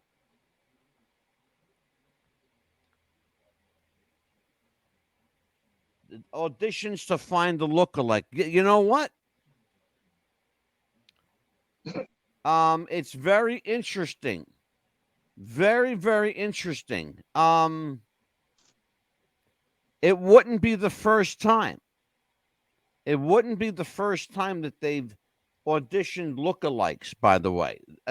Just so you know. Just so you know. In 1966, and you can check it out. Anybody watching can check this out. In 1966, the Beatles held a Paul McCartney lookalike contest, okay, to replace Paul McCartney. Yeah. Why would you replace Paul McCartney with a Paul McCartney lookalike unless something happened to Paul McCartney, which, by the way, did. Yes. We believe he died in 1966. The guy who won the lookalike contest, what do you think his name was? Billy Shears. Actually, his name was William Campbell, but his nickname was Billy Shears. Why? Because he was a barber. He was a hair cutter. What do you use to cut hair? Shears. Shears. Interesting. Yeah. Can't make this shit up. No. No. You just can't.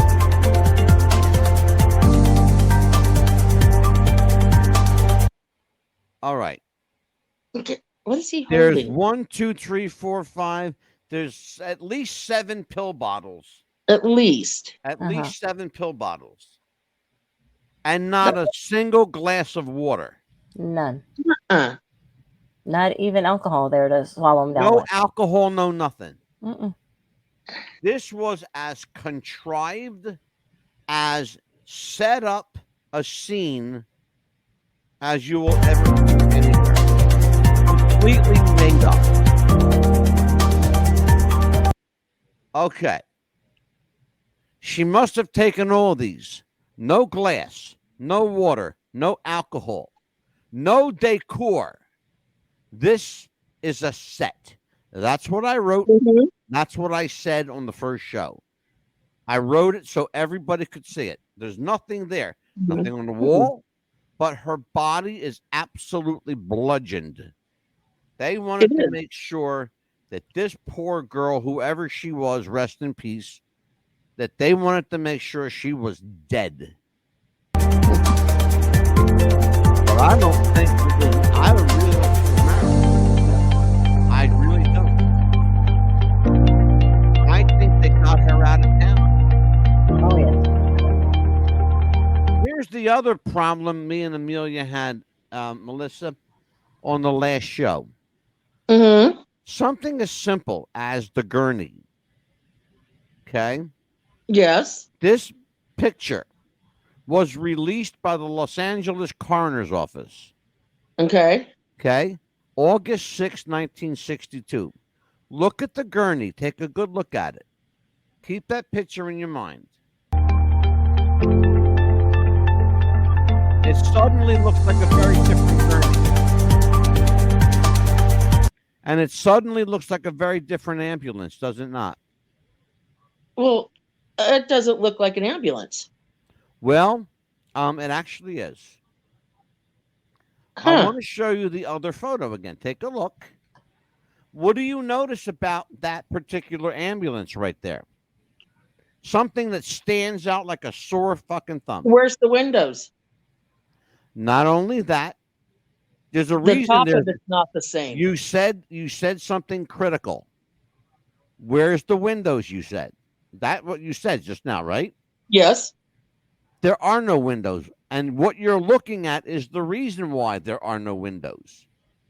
That's a refrigerated ambulance unit. Look at it. It looks like one of those things you'd stick a dead body into at a morgue. That's an air conditioner. In that that metal box is an air conditioner. Okay. Why would they need that? For decomposition, you might say? Yeah, well, isn't there's another gurney over there? Uh-huh. And So that which doesn't one- look like a coroner's outfit. Coroners don't dress like that. Ha! Watch. There's so much wrong with this on every level. There's the ceiling. That's not a refrigerator. Again, I want to point out to you, Melissa, and everyone else, what Amelia and I pointed out on the other show. All of these photos come from the official Marilyn Monroe FBI file. Okay. Well, if I can make an observation, the blanket in this is not the same one. The other one was a dark blanket. Exactly. But clearly there's something underneath that blanket that's tied down. And it looks whiter. This is the other thing. This is how Marilyn Monroe is remembered, with the simple wall marker. No. Well, that's Fred her Astaire wouldn't have had it official. that way. Unfortunately, it is. That's her official interment right there. I will bet dollars to donuts. If you take that slab off of that memorial wall and open that casket, there's no body. You're not either no body.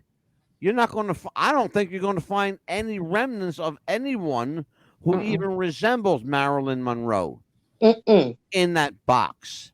If you, can another find, thing that I thought was strange, Marilyn Monroe was well known for wearing elaborate necklaces. She used to have some beautiful jewelry. She did. Where's her jewelry? Where's her money?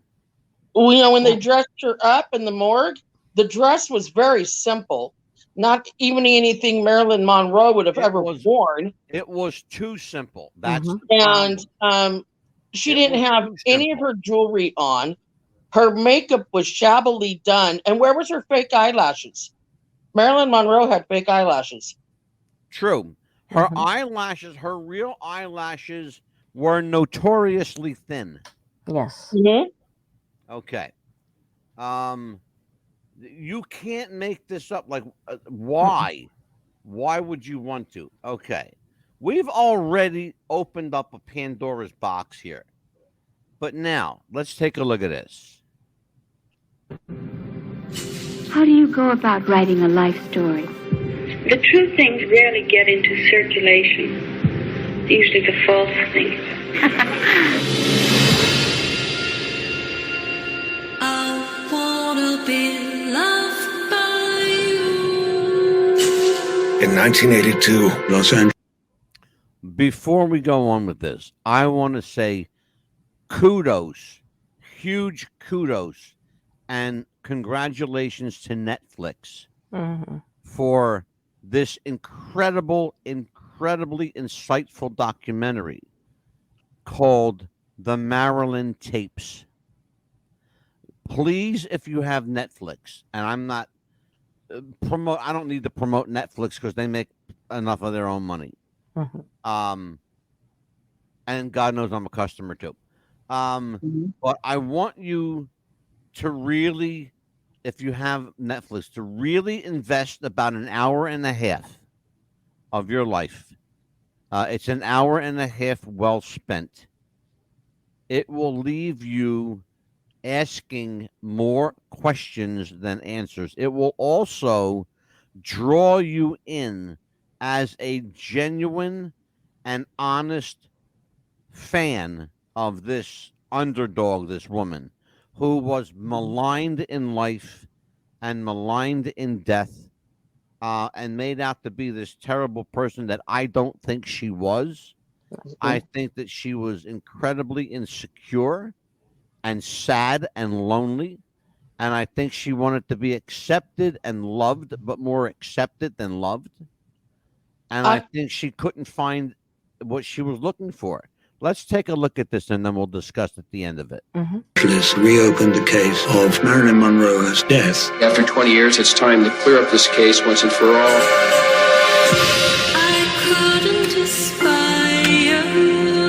The interviews have never been heard until now. Well, I hope your phone is clean. Everything connects in a person's life, particularly hers, you know.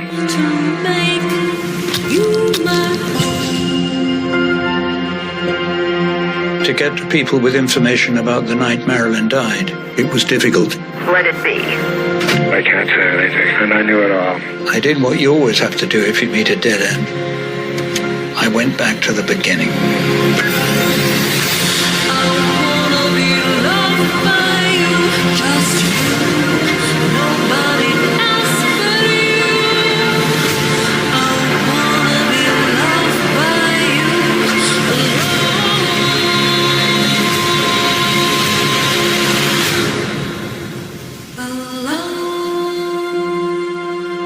Marilyn and the truth.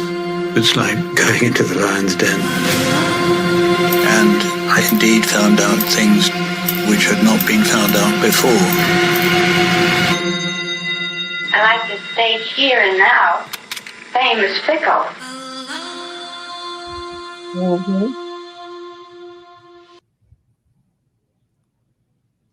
There are elements of that I would love to tell you, but I'm not going to spoil it for you. I have seen this show conservatively 20 times already.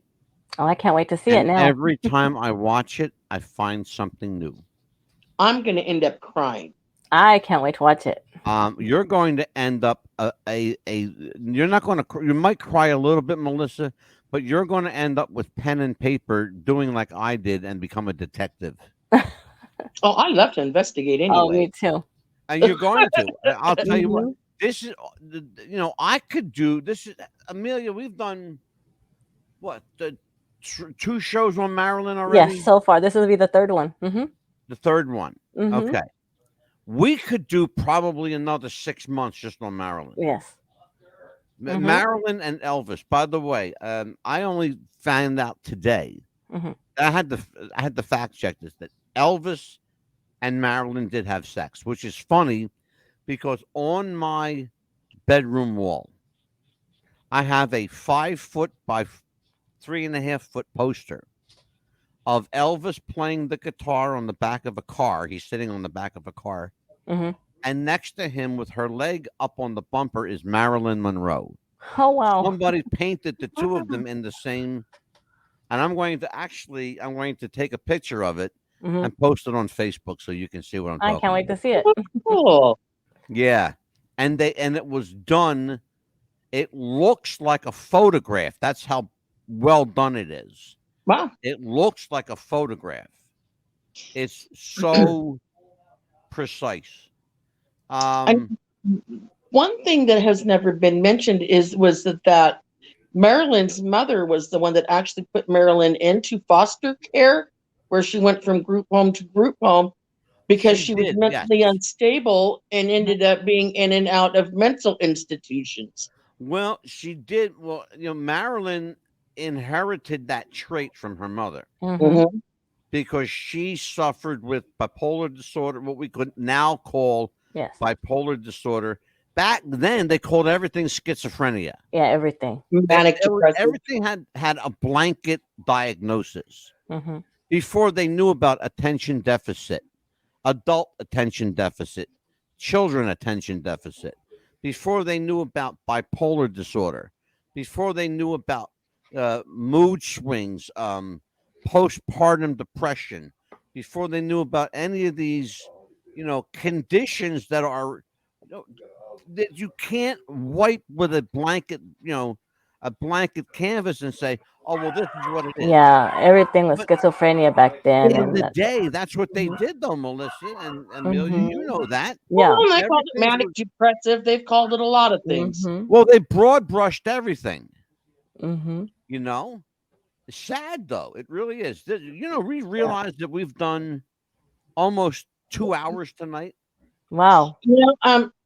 I think the most tragic thing for me with this whole story, me personally, is I believe it's just a feeling I get just from what I've seen of her. She was actually a very shy person. She said herself that she was perfectly fine being alone, that the whole film industry is a little fickle. And they exploited her. They really did. They exploited her, I believe, they exploited the fact that she suffered from mental health issues because it played to their advantage. Like with Jim Carrey and Robin Williams.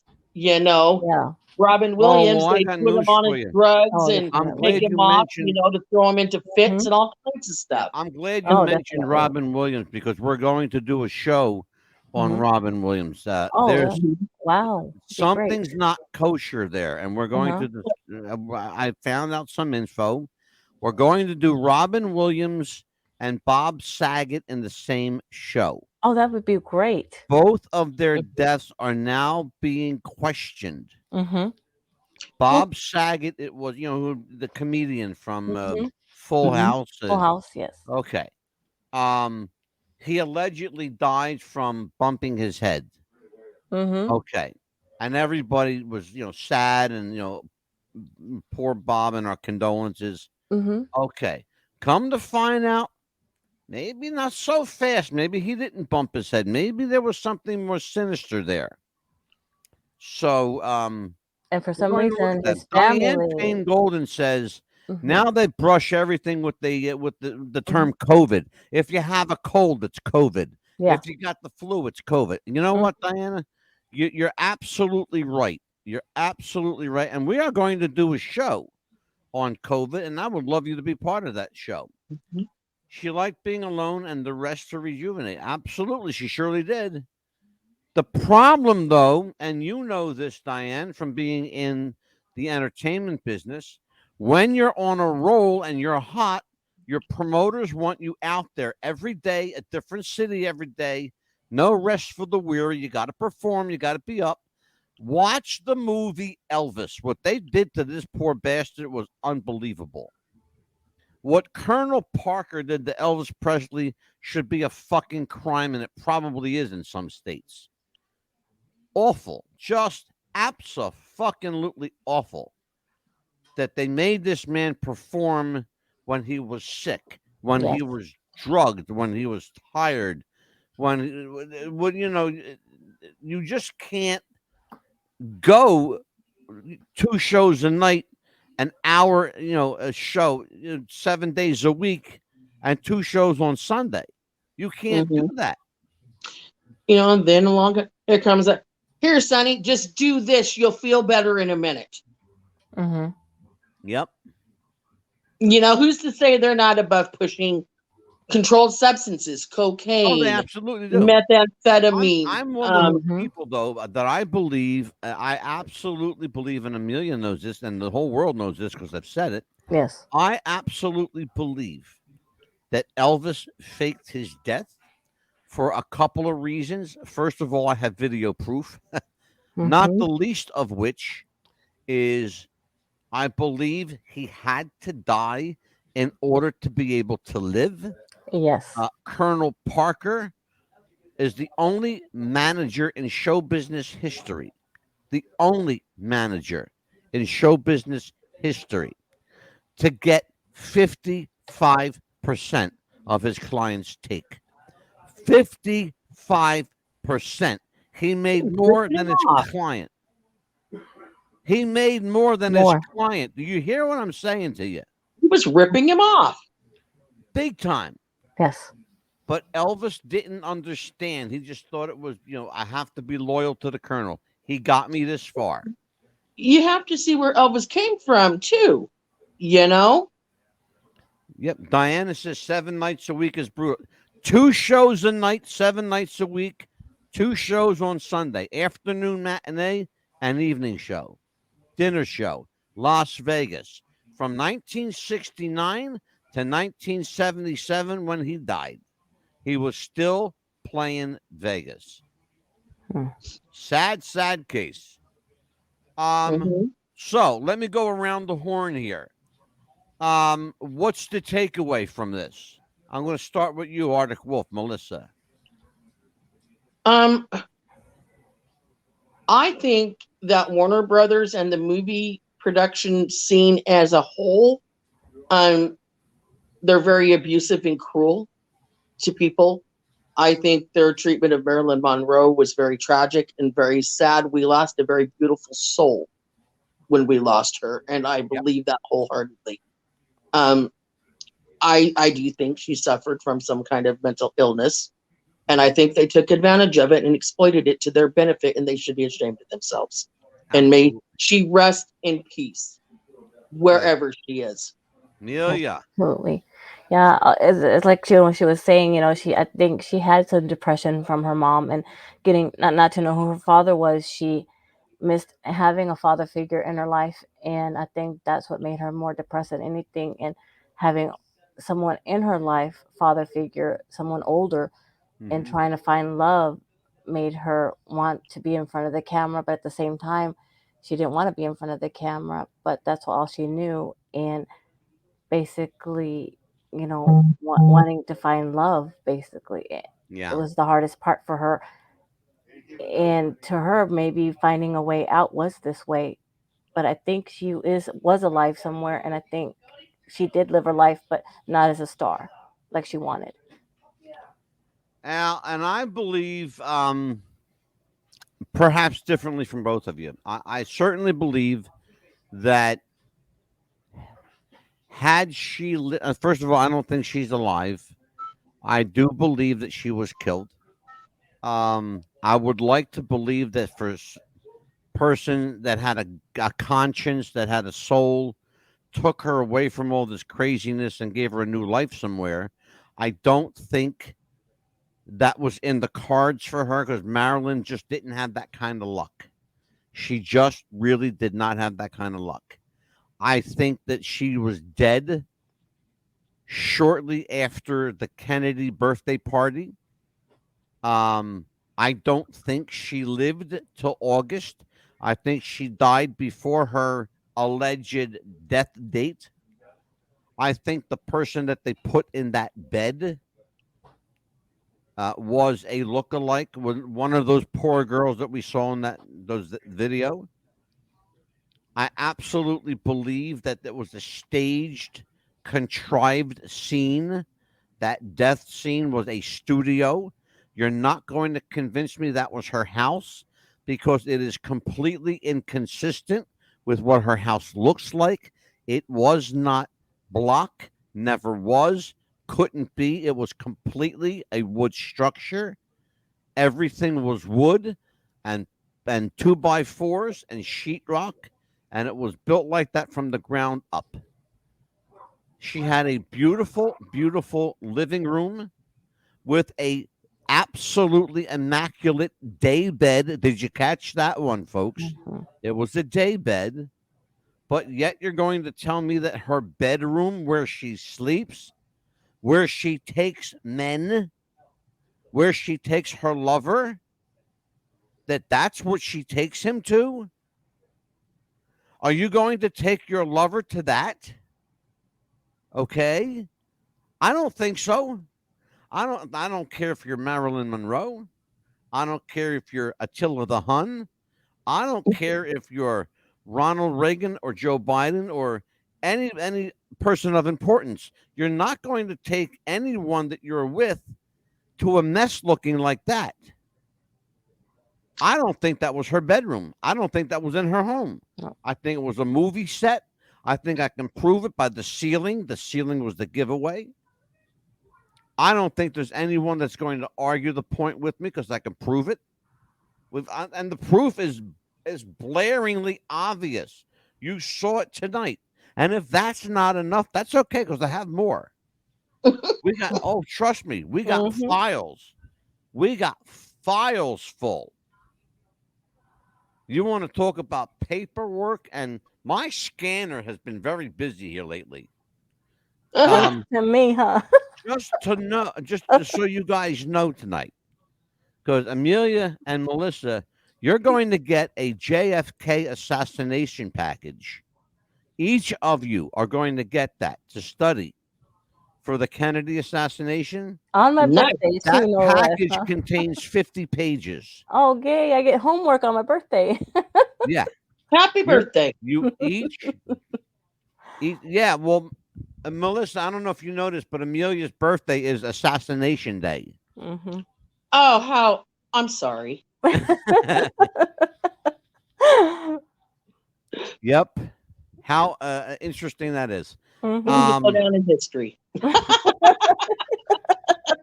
Literally.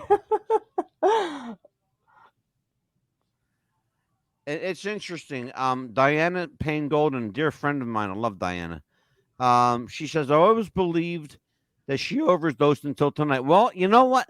That was the consensus, Diana, on the last show, too. We had people in our chat room, a lot of people, in fact, in our chat room that night. Mm-hmm. And everybody was of the impression that Marilyn somehow just OD'd. And then they realized, oh, wait a minute. That woman's got blood on her head.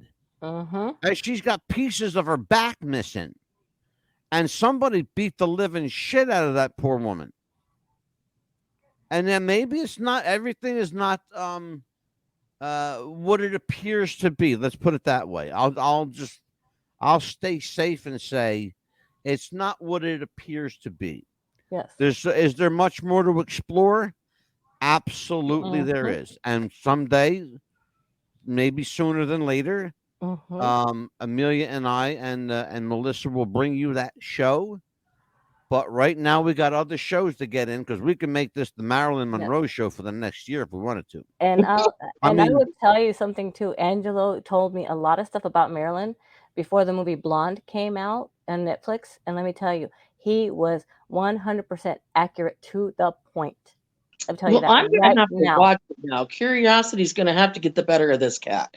Mm-hmm. Yeah, you want to watch this. It's called, the movie is called Blonde, and then the documentary is called The Marilyn Tapes, The Missing Tapes. Mm-hmm. It's called The Missing Tapes. Just go on to Netflix and type in Marilyn Monroe, and you'll see all of her stuff will come up. Yes.